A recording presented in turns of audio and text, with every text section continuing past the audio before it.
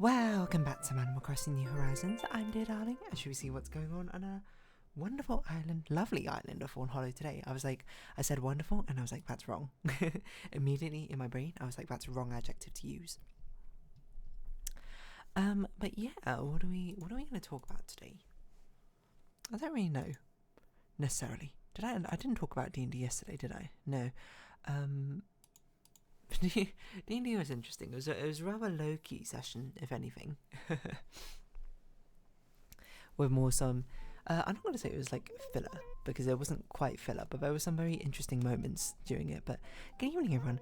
Right now in Fawnhallow, it's 11:03 PM on Thursday, February 20th, 2025. Nothing earth-shattering, story-wise. But there were just the unbelievable timings of natural 20s and natural 1s, though. Where there was going to be something which I was thinking of setting up like as a long form plot hook. It was a thing which was like that could be discovered during this like mini part of the act, but my players, fairly enough, was like, this is not how my character would end up pursuing it, so it didn't come to light, and I was like, okay, that's fair enough, but like this is still something which probably should be coming about, and I feel like you've done enough to at least have the trail. But then like a natural 20 from nowhere, and then another natural 20 following it, I was just like, well, okay, you know. I guess I shouldn't have asked for these roles if I wasn't expecting an outcome. Has at least given them like a hint almost immediately that something is going on. It doesn't give him the answer straight away, but has given him the idea of like, oh yes, this is a mystery here. You've got to figure out how to unlock it, essentially. So yeah, that's kind of fun. And then there was also the incredible situation of two natural ones where they were travelling, and when travelling happens, I like to do these random encounters, which the random encounters, at least from my perspective, not to give too much away, tend to be things which are not necessarily directly caused. Well, sometimes they are, but they're not always directly from results of some part of the plot. Sometimes they are, sometimes they aren't. Sometimes they more just overall hint or something, or give an impression or something, or like act as an extended metaphor for something or other. But for one of them, for whatever reason, my players were very, very convinced, in a jokey way, that these destroyed trees were like secretly Ents, or I guess tree Ents would be the actual correct D&D term. I think Ents is the Lord of the Rings term, right? Despite the fact that I had made no indication, no hint that these were tree Ents of any kind, to be honest. And I'm going to be real with you, I don't mind putting back the curtain a little bit here, because I think it was very obvious. They were not tree Ents, it was just regular old trees. But when my players sort of ran with it, why? Because it was kind of funny. And then two of them like I was just like, alright, you know, you want to try and intimidate, you want to try and persuade the tree Ents which don't exist. I said, very clearly, I said, it's going to be impossible because they don't exist, but you can roll anyway if you want to for fun. And they both, no joke, rolled natural ones. It was absolutely incredible. I have no idea how that happened. But yeah, so 2 natural 20s in a row, 2 natural 1s in a row. Had to happen eventually. But it was just genuinely ridiculous. It was just like, how... This is poetic, if anything. This is the world saying, hey, come on. Get with it. For D&D world, of course, saying get with it. But yeah, apart from that, there's not much else to say. I think it was more quite low-key, I think, the session, if anything. I guess any of them would feel quite low-key compared to the other campaign's final session before the break, so... what can I say about that? Yeah, but what are we going to talk about today? Great question. I don't know, necessarily. I'll say that what happened recently is I was reading a bit of Solo Leveling Ragnarok, which is essentially like the sequel to Solo Leveling, which is like a Korean, well, originally a Korean light novel, which became a Korean webtoon, which has now become a Japanese anime. Which, the only way I describe it is basically the most power fantasy shonen to ever exist. It's basically the concept of this person gets stronger, is the only person in the world who gets stronger the more he battles, and it's a complete power fantasy. you know, that sort of thing, where it's like, you know, it seems like, oh, he's gonna die or something bad's gonna happen, but no, he thinks of a really clever way to do something, which, to be fair, they're not like complete rug pulls or everything, the things that you say, things that he does, but he is definitely overpowered, and by intention, so it's meant to fulfill that. You're meant to read it and be like, yeah, heck yeah, watch him go, rather than be like, is he going to succeed? Is he going to fail at the end? Of course he's going to succeed, but that's not what I'm reading it for. I'm not reading it for the tension of that. I'm reading it for the release of him succeeding, you know? That's how, at least I think about it.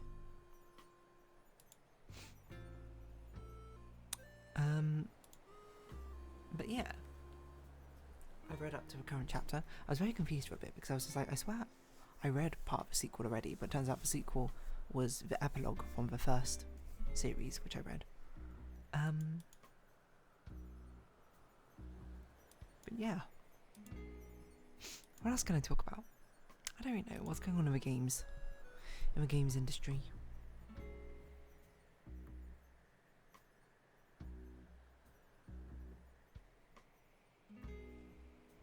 A lot of stuff. Okay, Overwatch 2. Okay.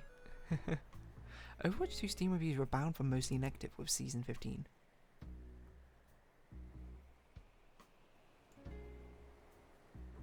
So apparently they actually managed to kind of save it. I also heard they brought back loot boxes, which is crazy, in my opinion. They spent all this time to get rid of it and they brought it back or whatever. I mean, I suppose they're going to do whatever they're going to do, but it's just more like, what on earth is going on? Who knows? But yeah, that's not what we're going to talk about. I don't know what to talk about, really. I feel like there should be something of note, which comes to mind, but I'm not really sure, to be honest. I guess let's talk about a random topic from, I don't know, way back when. Just something random which comes to mind. I'm thinking of something, you know what I've got to do is always talk about like an anecdote from my childhood. For some reason or another. I don't know why the first thing that came to mind is like fish oil pills. Because that's not even something I had all that often. I guess I'll talk about fish oil pills. Which, well, no, they're like, it's like omega-3 pills or something, right? Fish oil pills. Which, by the way, not actually sure how much, I mean, I guess it must help to a certain degree if it has omega-3, which also, I don't know what omega-3 even is or does. It's a fatty acid. Okay. Omega-3 is a polyunsaturated fatty acid. So what does that do? Because I feel like that's something which is always advertised in things like margarine or whatever. It's like it contains omega-3 or whatever, or something is like healthy. Well, I guess it's found in fish or whatever. I think this Wikipedia article is definitely above my pay grade. I don't really understand what it's saying. Apparently flax has a lot of omega-3. Like a ridiculous, flax has a ridiculous amount of omega-3. Yeah, that's what I've heard, is that they're in like sardines and tuna and fish or whatever. But flax has 19.5, that is absurd. Compared to sardines, which has 1.3 to 2 grams. This is per 85 gram serving. That's insanity. Anyway, so the whole point of these fish oil pills, so omega-3. And I remember at some point I started having them when I was younger. And even a younger dear darling, despite the lack of pickiness now, I suppose, did not like the taste of them back then. Now I think I'd be rather indifferent to them, but now I don't really know if I need them, to be honest. That's probably not the vitamin I'd be lacking in, if anything. I think I'm lacking in vitamin B, if I recall. Well, I shouldn't say lacking as if it's like non-existent or anything, just like lower than perhaps it should be. So to be fair, I do have these like low vitamin B supplements, which supports a reduction of tiredness and fatigue. That's interesting. I can't say that's something which I feel like captures me all that often. Well, at least I wouldn't say so, but maybe I'm just sort of unawares. But yeah, anyway, these fish oil pills. But the one thing that I was thinking of when I remembered them is I remember going to it was a school lecture. I mean, a school lecture with a load of like different guest lecturers. And I can't remember, I can only remember this one I'm thinking about. And there was also a woman who talked about being a woman and like in the astrophysics world or something, which I thought was very cool. So I guess that's like why I remembered her. Don't remember her name though. I can like vaguely remember what she looks like though. But the anecdote comes from the other one, who I can't remember. I think his was something about the validity of studies or something like that. And anyway, he brought up this point of being like, oh, you know, there's at least when I was growing up, I don't know if it's the case anymore, there was always like a very quoted thing of being like, if you want your kid to grow up smart, you got to have them take fish oil pills. There was a study conducted or something, and those who took the fish oil pills every single day or something did better in exams, like by some significant margin or whatever, which by itself, you know, very much seems like it could be the case. The sort of thing where it's like, oh yeah, they actually are taking the pills the ones who did take the pills every single day, according to the recommended doses, did perform better in the exams. But then it was also like the correlation, if you think about it a little bit harder, it's not so much that they're the ones who get higher scores in exams because they take the pills. It's more that the ones who do well in exams might be more diligent in a sense, or might be better if everyone's that good at taking exams, which are very sort of like routine, systematic things in some subjects, not in all subjects, would probably have a higher chance to be more likely to be able to take the pills at like a set schedule or whatever, compared to those who might not be as good at having exams. Your mileage may vary, which is why it's only a correlation rather than a definitive rule per se. But when he said that, my 10-year-old mind no, I was in secondary school, so I guess it would have been 13-year-old mind or something, was like, whoa, I've never thought of that before. But that makes a lot of total sense, you know. Presumably their control was, well, I don't know if they even had a control, but presumably you would need a control of some kids also taking pills, just like sugar pills, like placebo pills or whatever, which do absolutely nothing. Because then you can also measure, is that also a trend of just kids or whatever who can diligently stick to a schedule with this thing performing better on the exams, which may or may not be true. But let's see if that's actually a thing, which I remember not. Fish oil pills better in exams study. It's something like that. People's daily dose of fish oils boost exam performance. 2012.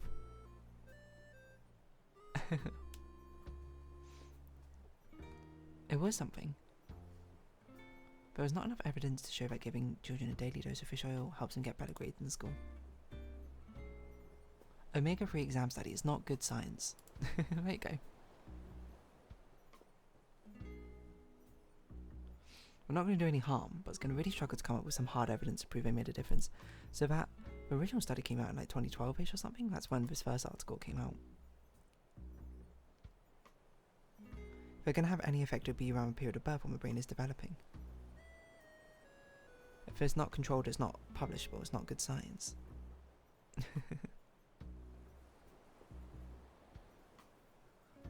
They tried it, it's very interesting. I love GCSE attainment 5 and what A star to C grades passes in a country. Yeah, this was back in 2013.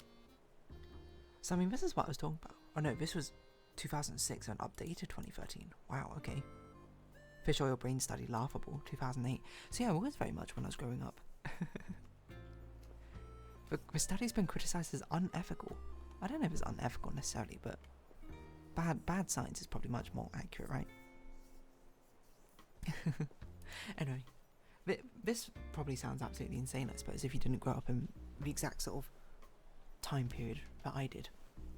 Of being, you know, I suppose in primary school around the 2000s. Late 2000s, because that's like the time it happened, and that's also probably the time I actually started taking fish oil pills as well. Mind you, I didn't take them. No, I did take them. I think mostly every day. I just didn't bite down into them. I think I just swallowed them with water. Did they help me get good grades? Probably not. I think I probably would have gotten the good grades anyway. But it's very funny to think back on it.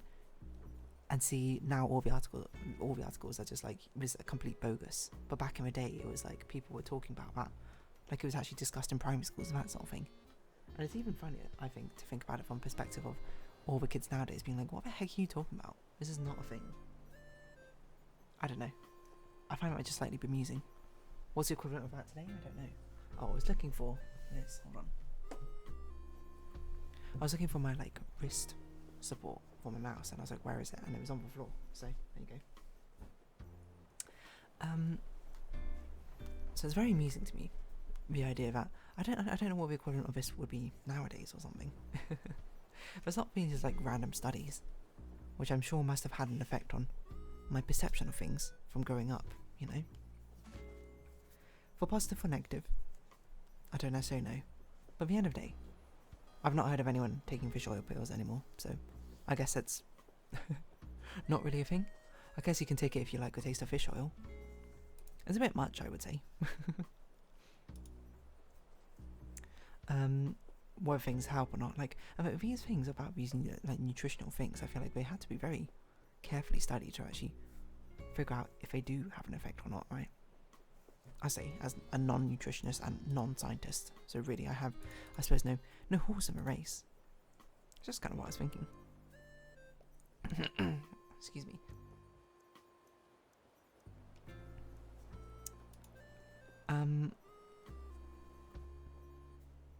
The other thing I was going to mention is like, I think in school I was part of a scientific study. I was one specific data point in someone's study. The thing is, I don't know what the study is, and I don't know what it was about. The only thing I recalled, so I assume like my school must have been like a control group or something, but the only thing I recalled is that we took a test at the beginning of our sixth forms, so like the start of A levels, which was basically like one of those logic tests, you know, where there's like always like a 3x3 grid, and they show you like shapes or whatever in each of them, and it's just like, okay, you had to figure out what comes next, what like would come in this gap here. It was like 50 questions. We did out like right at the beginning, I think, of the A-level terms, and then we did it right at the end, like before we actually took the A-level exams. Again, I don't remember doing anything for the duration of that study, to be like, yeah, this is like the test of fish oil pills. Like, I didn't have my fish oil pills I was taking every single day, so I don't know what it was testing, so I must assume we were a control group or some kind, just to see if like how naturally people get better at a logic test. If anything, I was more curious about how well I actually did in the logic test in the end. That's a thing which interests me. I mean, I guess the study does interest me as well, but without context of what it actually is, I think it's a bit difficult to garner much curiosity about it, huh? Anyway, on that note, I guess I'll round this episode up here, since I have nothing else to talk about. So, if you have been watching, thank you very much. It's been Animal Crossing New Horizons, and I've been Dear Darling. Likes, comments, subscription, shares, greatly appreciated. Socials, Discord down below. Hope we can see each other again. But for now, it's our farewell. So until next time, bye-bye for now.